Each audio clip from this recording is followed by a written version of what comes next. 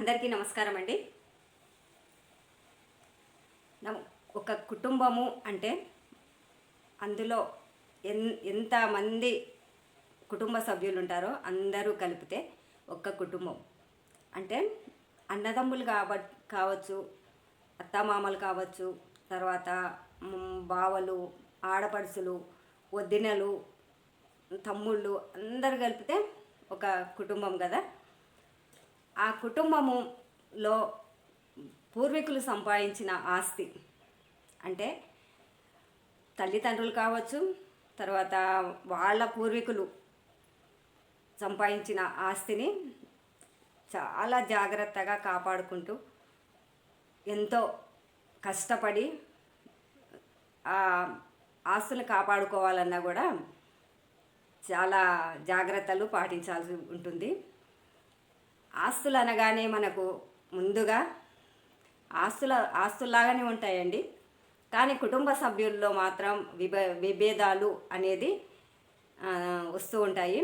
ఎందుకంటే ఆస్తి అక్కడే ఉంటుంది, కానీ మనుషుల స్వభావం మాత్రం రోజు రోజుకు అంటే పెళ్ళిళ్ళు అయిన తర్వాత, పిల్లలు అయిన తర్వాత కుటుంబంలో వాళ్ళ అత్తమామల ఆస్తులు కానీ, పెద్దవాళ్ళ ఆస్తులు కానీ, ఒక ఇద్దరు ముగ్గురు అన్నదమ్ములు ఉన్నారనుకోండి, తర్వాత ఒక ఇద్దరు ముగ్గురు ఆడపిల్లలు ఉన్నారనుకోండి, వాళ్ళకి ఇంకా ఆస్తులు అనేది అక్కడి నుంచే స్టార్ట్ అవుతుంది.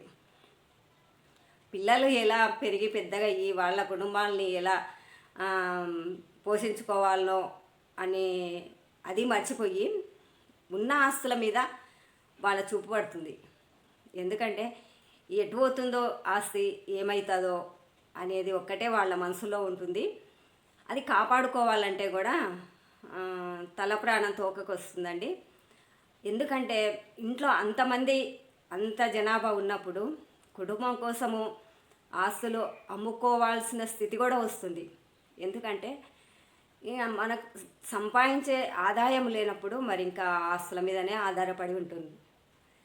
ఆడపిల్లలు పెళ్ళిళ్ళు చేయాలన్నా, ఇంకా వాళ్ళు కోరిన విధంగా నగలు కానీ ఏదన్నా కానీ ఆడపిల్లకు ఏదో ఇచ్చి పంపడానికి ఇంకా ఆస్తులు అమ్మకపోతే అన్నదమ్ములు నేనెందుకు భాగం పంచాలి, నేను ఇవ్వాలి అని ఒకరొకరు ఇలా వాళ్ళే భార్యాభర్తలు మాట్లాడుకుంటూ ఉంటారు. అవి మనం ప్రతి సినిమాల్లో చూస్తూ ఉంటాము. ఒక్కొక్క కుటుంబ సమేతంగా చూడాల్సిన సినిమాల్లో ఇలాంటి సమస్యలు ఎక్కువగా ఉంటాయి. కాబట్టి ఆస్తుల వరకు వచ్చే వరకే పిల్లలు, తల్లిదండ్రులు, తర్వాత అక్కా చెల్లెళ్ళు, అన్న తమ్ముళ్ళు అనే బంధము చాలా దూరం అయిపోతుందండి.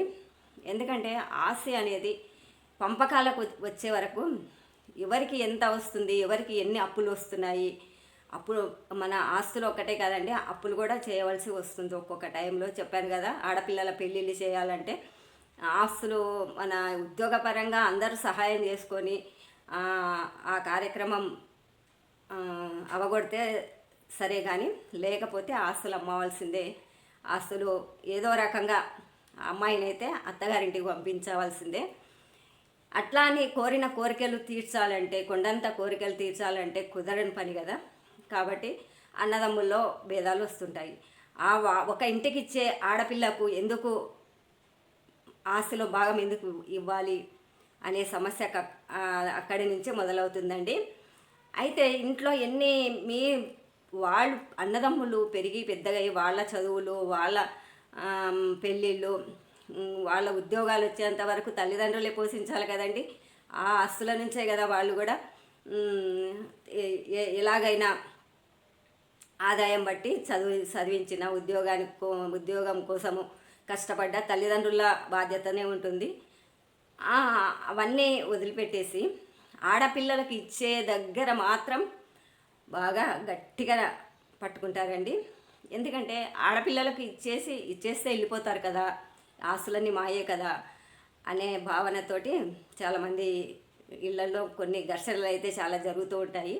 అలాంటప్పుడు ఆడపిల్లలకు సమాన హక్కు అనేది ఒకటి కూడా మన జడ్జ్మెంట్లో వచ్చింది కదా. ఆ సమాన హక్కు అనేది ఇప్పుడు అప్పులు ఉన్నప్పుడు అప్పులు కూడా సమానంగానే పంచుకున్నప్పుడే ఆడపిల్లలకు ఆస్తిలో హక్కు ఉంటుంది.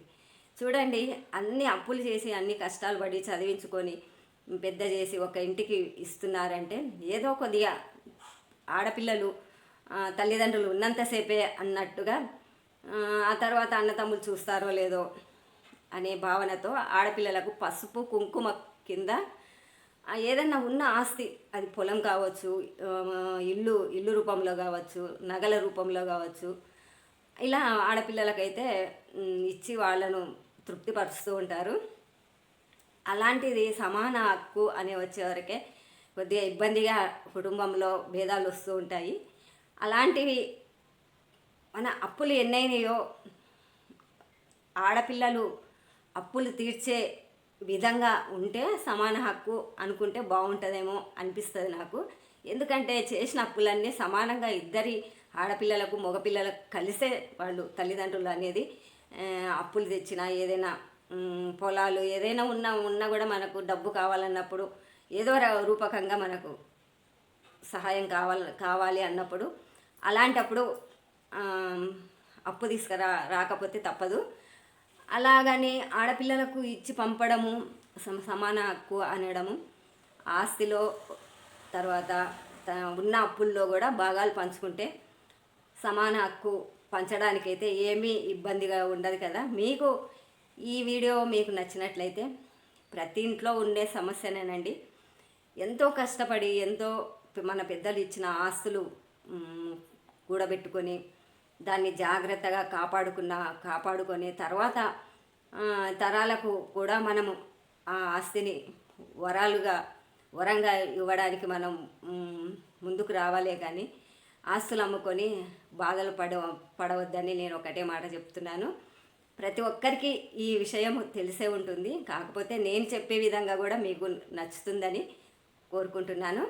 అందరూ కుటుంబము క్షేమంగా ఉండాలి అన్నప్పుడు, సంతోషంగా ఉండాలి అన్నప్పుడు మనం అన్నీ సమానంగా బాధలు కష్టాలు అన్నీ పంచుకున్నప్పుడే మనం సమాన హక్కు అనేది నేను అనుకున్న మాటనండి. మీకు ఈ వీడియో నచ్చినట్లయితే, నేను చెప్పే మాట మీకు నచ్చినట్లయితే లైక్ చేయండి, షేర్ చేయండి, సబ్స్క్రైబ్ చేయండి. మరిన్ని మంచి మాటలతో మీ ముందుకు వస్తాను. మీ విజయలక్ష్మి.